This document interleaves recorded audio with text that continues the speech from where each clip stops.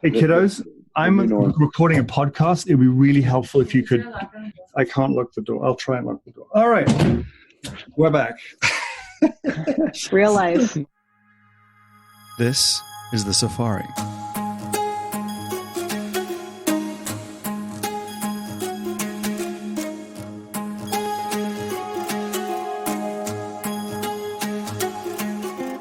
The Safari is a tour around the consumer, brand, and retailing industry. And we have the great privilege here at my company, Traub, to really be exposed to many of the great minds of the industry who are forming and shaping the future of many different parts of the consumer, brand, and retail world. And I felt it was quite interesting for us to be able to not only learn from all of those people as we do every day, but memorialize it into a podcast, which could then be shared with many of our friends and clients and you, obviously, the listener. Today, I'm speaking to three CEOs of digital native brands who have started a group called Brands X Better, which is a charitable initiative on behalf of what is now nearly 30 brands that have come together to raise awareness and funds for various charities that are helping the COVID-19 crisis. And so it's really wonderful to have John, Melissa, and Nate with me here today, obviously by Zoom, so they're not with me, but nonetheless, welcome to what will be a rather noisy podcast with children all over the place. But hey, these are the worlds and the times that we live in, so it'll be fun. Stick around. All right, so thank you guys for convening on what is, I think, relatively short notice. Because you have joined a group of, I think actually initiated by one of you, and you formed a group of brands that are really trying to help the community that is affected by everything going on with COVID-19. And obviously you're affected yourselves, your brands, and you are in the middle of your own firestorm. So it's really wonderful to see an example in our industry, of which there are many, I must admit, but this is a really wonderful one, I think, to shine a light on, because you're young brands, you're relatively young brands. It's not like you are, behemoths. And so,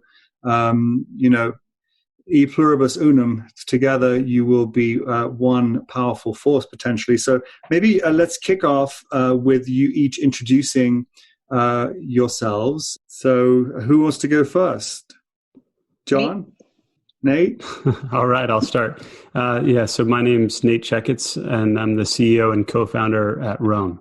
John? Yep. John Ballay, and I'm the CEO and co-founder at Not Standard. Good to see you, Morty. You too, buddy. Melissa Mash, co-founder and CEO of performance bag brand Dagne Dover. So it's three of the coolest brands around, and maybe list a few of the collaborators, if you would. I guess Nate should do this because I think this might have come out of your garage. This definitely was a team effort, and without these other two on the call, we wouldn't have gotten it up off the ground. But we have, we've estimated we've got 27 brands, an estimated $1 billion plus in annualized revenue between the brands. Great brands like Bull and Branch, Greats, Somersault, obviously Dagne Dover, Not Standard, Kopari, Clean Simple Eats, Cotopaxi. I'm sure I'm missing a few, but just amazing brands, great brand leaders. I could keep going, but we're really, really fortunate to have the group of people and the group of brands around this. Good for you. So why don't you describe what this is, BXB? Yeah, so the idea really just came in a couple of waves, but it started with this thought that, we're in this interesting time where obviously, as consumers are tightening their wallets, there's kind of this push towards lowest common denominator shopping, and that's going to big outlets like Amazon, Walmart, each of which have added a significant number of jobs, and yet there are so many amazing brands that are that really are trying to be very conscious about how they handle this time. And one of the things that I love about kind of my fellow entrepreneurs and the brands that we're trying to create is that it really starts with people. It's people above all else. The way we treat our teams, the way we treat our customers, the way we treat our suppliers, and all of us are being impacted by this. Not only in some cases are we having to close retail stores, which I think all of us on this call have. If we have wholesale accounts, those are being impacted. And we decided, look, we all still want to have an impact no matter what. So we're going to bind together and unite our forces to help contribute. So every single brand in this coalition is contributing either 2% plus of sales or 10% plus of proceeds to a nonprofit associated with COVID-19. So in addition to that, we've asked all of these brands to kind of step in and communicate that to their customers, and also to support each other, to support more conscious shopping in terms of how we work together. Good for you. And so obviously today, given that COVID-19 is sort of the only thing that anyone ever talks about and every institution is focused on, and therefore most charities are somehow touching, have you guys narrowed down the kinds of charities that you're working with? Yeah, it's really up to the brand. Each brand knows its customer, knows what's important to that customer, knows what's going to resonate with that customer. So for example, for Dagne Dover, we actually decided to offer 3 different types of organizations and different types of relief that our customers could choose from Feeding America to Save the Children to the CDC Foundation, et cetera, because this pandemic really impacts so many aspects of people's lives. We wanted people to be able to, feel like they had a little bit of control in that. Additionally, a lot of us brands were built on customer feedback, from the very beginning, and really taking that input into everything that we do. So this has also been a way for us to have a dialogue with our customers and our fan bases so that we find what's important to them and can help, them contribute to giving back with us. Could you each maybe give one example of a charity that you will each be supporting? Yeah, and something that I'd love to add in on that, the way that everyone built these brands, and when I say everyone, I'm talking about the group of 27, which will soon be 35, 40 plus, is that they're relatively new in nature. And we have very tight relationships with the suppliers and supply chains, right? Like these are largely supply chain driven businesses. So when we at Not Standard were thinking about, hey, how to choose a charity, we went through top 10 charities endorsed by X, Y, and Z, and then thought, listen, we've got 15 international partners spread between Europe and East Asia. And through that supply chain, we can actually do substantially more by just leveraging our own individual supply chain than we could by dropping off a check to another institution. So the conversation I had with Nate was, hey, instead of going into a blue chip kind of household charity, if we took all of these dollars and just helped source as many N95 and K95 masks as humanly possible, we could actually make a lot bigger impact much faster. And so we've been kind of on a tear on that process, which is a little bit atypical to the way that you would usually kind of respond in a crisis like this. And proud that we have assets as a business in terms of our supplier relationships that help us do more good for more people in a short amount of time. And Morty, I think that's what's so cool about this is the way that the brands have come together, have shared best practices. There are a number of apparel brands in the mix who are looking at supply chains, looking at sourcing PPE, looking how to get those into the hands of doctors and hospitals responsibly. There are a lot of amazing nonprofits. One that we're involved with is called Direct Relief, which is helping frontline medical workers in terms of equipment and protective, PPE products. And so, I think that's what we're trying to do is we're trying to create this stability in conversation because, it's something we all believe in. We get further together as a group and we can accomplish more when we're working together than we can independently. Yeah. And it's cool because as digitally native brands, we're used to being very nimble and having to react quite quickly to things. So it was awesome that we were able to get this up very quickly, which is obviously really challenging for a lot bigger organizations as well. Well, and just to add to that, to put that in some level of scale from a timing standpoint, while we came to the table with the idea, Melissa's team at Dagne said, we'll build a site. And I think in 72 hours, they had designed and coded up the initial site. And when I tell people, some of these much larger brands who have now reached out, we're talking about brands that are, in the 50 billion plus revenue that have asked about being involved. And we tell them that we put all this together in the time that we did. They just can't believe it. It's incredible. It's been really interesting to witness from my vantage point what's going on, at the city and the state and even the national level, having the fashion industry, try to pivot so quickly. I mean, my short story on that, and I think it would be really interesting to get you guys looped in, or vice versa, frankly, because of my seat at Parsons, where I'm the vice chair. I'm supporting Kay Unger, who is the chairwoman of Parsons. And, for Congressman Maloney, who is New York City's congresswoman, there's a whole initiative about, moving the industry into this kind of mobilization. I mean, it's wartime stuff. It's what happened in World War II. And you're seeing it happen in short order with the power of communication. And not only New York or American companies, but also Asian companies and European companies all mobilizing to help this cause. And I think, the initiative that we're working on is called Fashion for the Front Lines, which is just getting robes. The whole idea is to just get to be focused specifically on isolation robes. Obviously, a lot of people are doing all kinds of other things, and I think what your initiative and the nimbleness, which is so important, because ultimately being able to move quickly in this environment. I mean, the head of the United Nations Health Organization said last week that speed trumps perfection.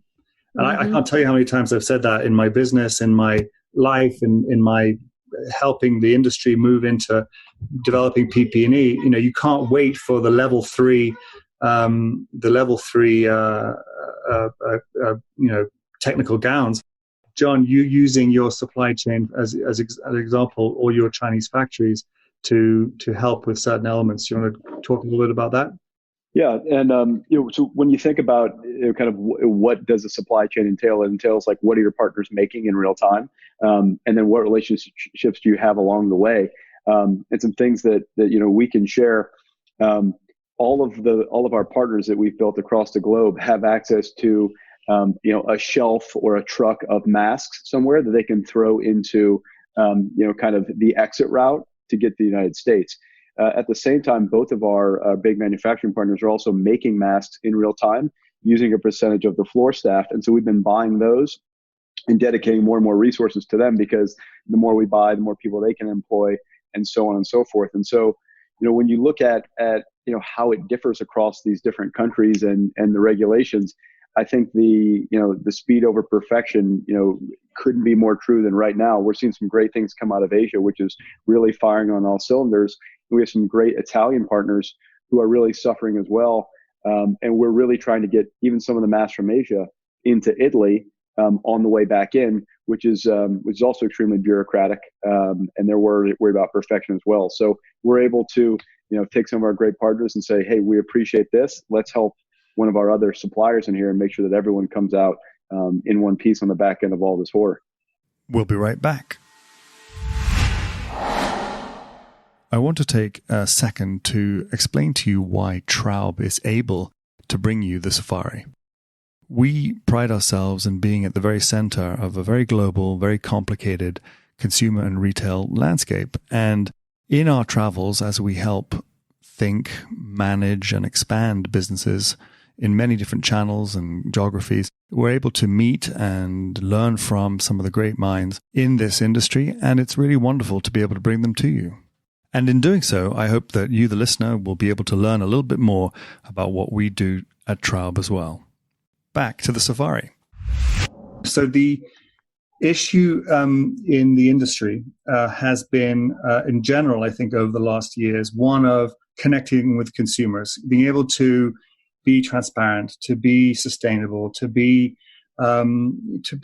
human with one's customers. I heard a story from a client yesterday who's a young French brand, not dissimilar to you guys.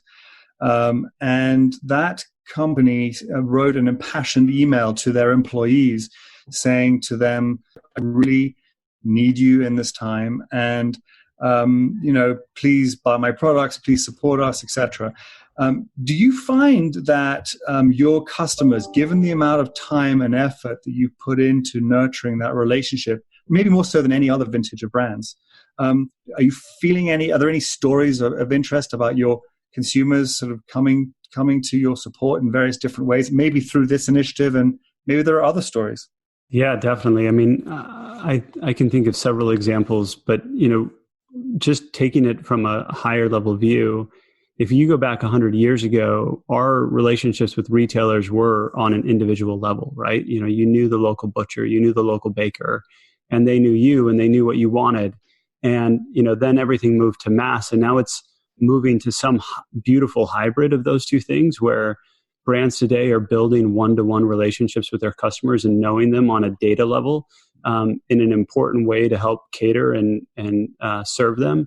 And there's even been research done that online communities can give some of the same psychological benefits as physical in-person communities can.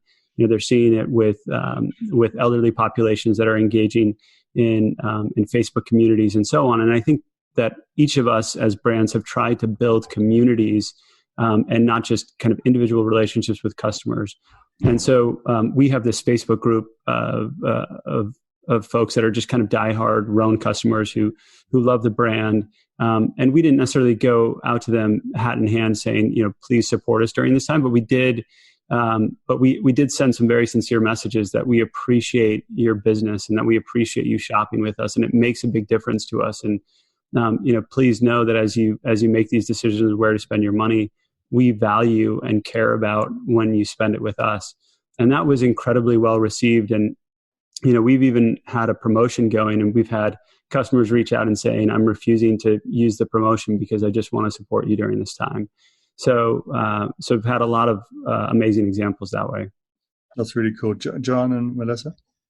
Yeah, just kind of adding into what Nate said, our business has been very hyper-local for a long time, right? The menswear store in each individual community was largely relationship, driven by people that, lived and worked in the community. Not Standard at a slightly different scale has a large element of that. And what I've been super proud of is, there are certain businesses right now that really just do need our help because the doors are completely closed and they're unable to deliver anything because they're maybe the best restaurant in town, but they're physically closed and there's nothing they can do outside of takeout. What I love that we've been able to do is we've been able to say, listen, we're not asking for charity, but we're asking for a very kind of apropos in real time reciprocation.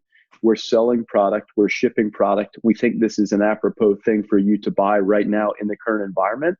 And we'd love to send it right to your door in the coming weeks as we all get through this together. And that's had a great response and made us feel really good because we didn't have to go full hat in hand. We're still delivering the same product and service that we've been proud of at Not Standard. But they've also stepped up and said, yeah, I would like to buy that because that would help me in the current time, even though there's certainly an element of kind of graciousness that's gone into them making that purchasing decision.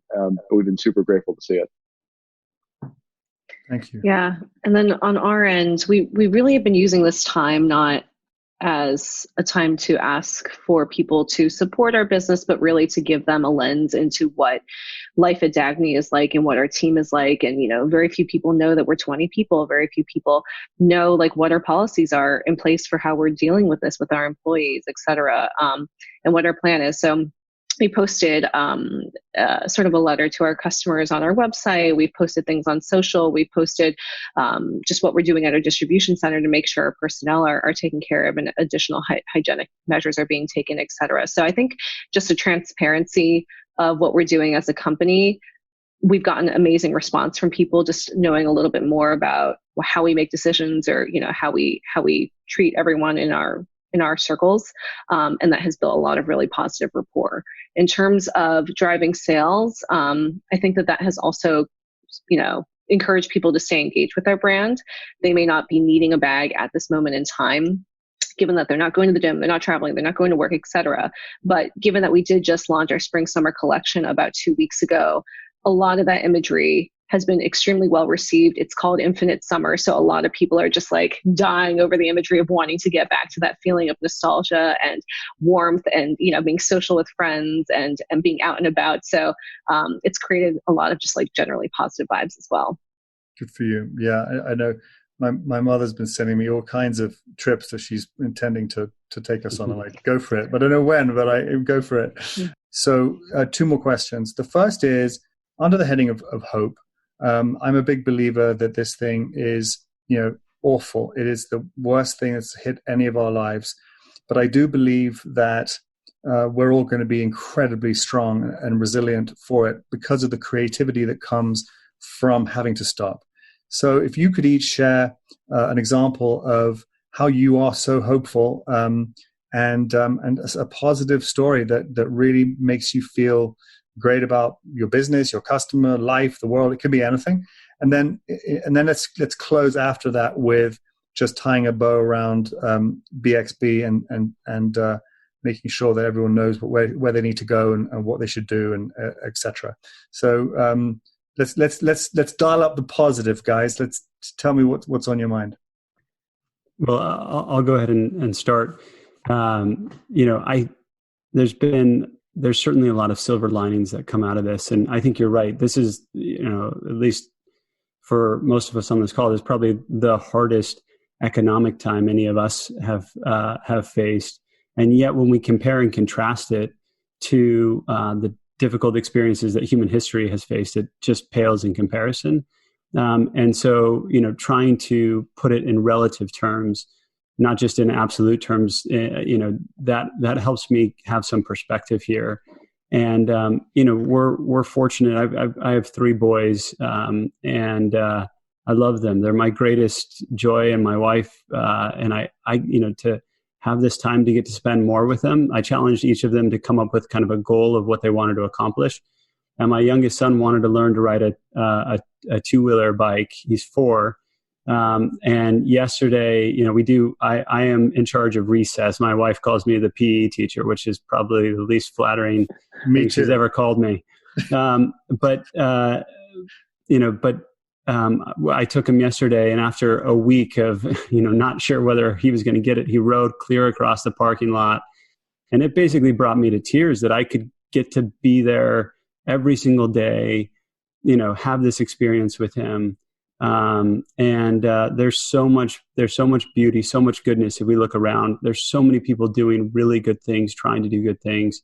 And I heard this quote the other day about, as we rush back into normalcy, let's think about the things that we need to rush back to and what we want to keep from this moment as we move forward. And I think that's really, really important.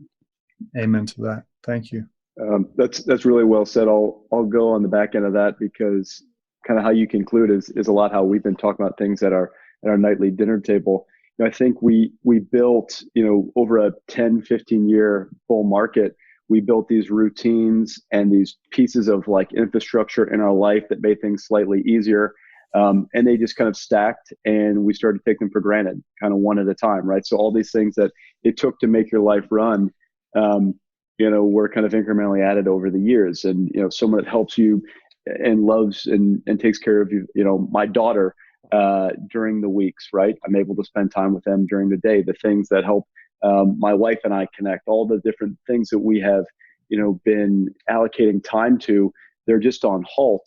And you're looking at them and thinking, hey, when did we make our lives so complex, right? Both as a couple, as a family, and as a civilization. And on the back end of this, what's really important, right? What's important is the people that are around your own dinner table, and how much time you get to spend with them, and how much time do you get to share those moments together. And so I think it's given us a great opportunity as a family to kind of evaluate, like, hey, how do we slow things down on the back end of this, very purposefully.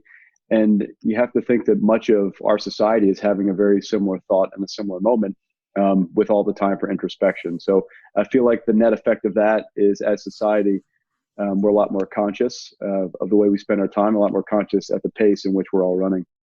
No question. Exactly. Yeah, I feel similarly. This week we're having conversations with each of our employees so that they are aware of everything that we're doing as a company in order to be able to weather the storm and be prepared, and what that could mean for each of them individually as well. And through it all, some of them have said, like, how are you guys doing as founders? And our response has been, we're okay because we've been through storms. This is obviously on a different scale. It's obviously different factors that have resulted in, the state that we're all in right now. But the truth is that we have dealt through a lot of really challenging situations, in particular in the first years of the business, that have prepared us to be able to hopefully navigate this well. And having that perspective of like, hey, we don't have to act or react as in, hey, let's throw the what's the expression? Throw the baby out with the water. Throw the water out with the baby. We don't have to overreact in that way, but let's be really prudent about how we're approaching these next steps. And be confident that we can make smart decisions to be able to survive and navigate. And also, like, founder life is really intense, so we've all been running on these treadmills of the processes that John's talking about, and just like not taking time or not taking the extra time to be able to spend with our kids, etc. And now, like, for example, I was like, I don't want to live my life where at the beginning of every day and at the end of every day, or even throughout the whole day, I'm listening to the news and I'm like, trying to stay on the pulse of every single thing that's happening with this right now. I also want to nourish myself. I also want to be developing myself. So I decided I'm going to take up guitar, and I started to teach myself guitar last night. And that's a way for me to focus my energy and passion on something else that's completely unrelated to all of the negativity or all of the stress that's coming from every other aspect of our lives. In addition, as the others know, I'm like almost 39 weeks pregnant. So that's a whole other thing with my second child and delivering in New York City, et cetera. So, I think it's just really important that this gives us a moment to pause, to reflect upon, like, what do I actually want my life to be on a day-to-day basis? And how am I going to approach this with calm? Well, thank you guys for sharing those very personal stories. I for my part, with my colleagues and even with my family, we've been trying to focus on these three concentric circles. And the three concentric circles at the very center are the things that you can influence and the things that you can control. The ones on the outside are the things that you can influence, or the second ring, that influence but not control. And the last ring are the things that you cannot influence nor control. And we're trying to spend most of our time at the center on only the things that we can influence and control. And the news is definitely on the outer ring. It's like, stay away from the news. And I don't believe that's putting your head in the sand. I think, I think all these journalists do a remarkable job, but they can take you to the most awful places that you don't need to focus on when trying to run a family and a business. So to close out, guys, remind everybody the mission, the promotion, the activity, and once again, your chosen charities, if you want, just to close on out. So maybe start with Melissa this time. Sure. It'd be awesome if people visited brandsxbetter.com for our mission and to get involved, and as well as to see the full list of the 27 brands that are participating in this coalition. We wanted to come together instead of being brands that did this all separately and had our own messaging on our own sites. We felt that it was better and stronger for us to have one united message about why we're giving back to these chosen initiatives on behalf of us brands, and why we're involving our customers to also participate. Thank you, guys. Want to add any last thoughts? I would just add that, as we go through this, I really loved what you said, Morty.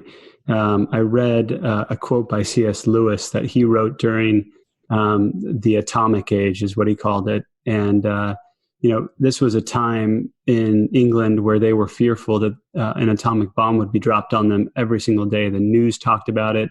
The radio talked about it. Everybody lived in fear, and it consumed them. And he wrote this great piece, which is so applicable today, called Living in an Atomic Age. And effectively what he said is, to some degree, we spend far too much time thinking about an atomic bomb. The reality is that all of us will face death, that all of us will face challenges. And all we can do is that when if and when that time comes, it will find us doing simple and human things. Now, we should absolutely respect social distancing and we should respect the experts. But, if we allow ourselves to be consumed by just the thinking of this, we will miss what an opportunity this is for us. Maybe the only time in our lives that we have quite like this to stop and reflect and to bind together and to look for opportunities to do good and uplift. And I think there are so many great examples of that. And I could not be more proud than to be with Melissa and John and privileged for you to have us on and these amazing brand leaders. I think there's a lot of good that we can do and a lot of good that can come out of this. Thank you. John? Yeah, I won't alter a perfect close there, Nate. That was well said. I think the kind of ethos of Brands for Better is that we will all be much better off if we can do this as a group, kind of come together with a shared mission. And that's true for all the digital native brands that are out there. It'll be true for all the brands, all the people, for our country, and moreover for our world here over the coming 6 to 8 weeks as we weather through this. So proud of what this small sliver of 27 companies is doing. And certainly we have a long way to go, but this helps make things all the better and does its fair share of doing good along the way. Well, I think that's a nice way to end it as well. Well done, all of you. Congratulations. And I think the moral of the story is that, when you got a crisis, call an entrepreneur and a founder because they know what it's like, and they can organize come hell or high water. So thanks for everything you're doing. I couldn't be prouder to know you guys, and you count us as friends and allies and whatever you need at Traub and even at Fashion for the Front Lines, and we're here for you. And so thank you all for being on the safari, and good luck. Okay. Thank you, Morty. Thank you so much. Thanks, guys.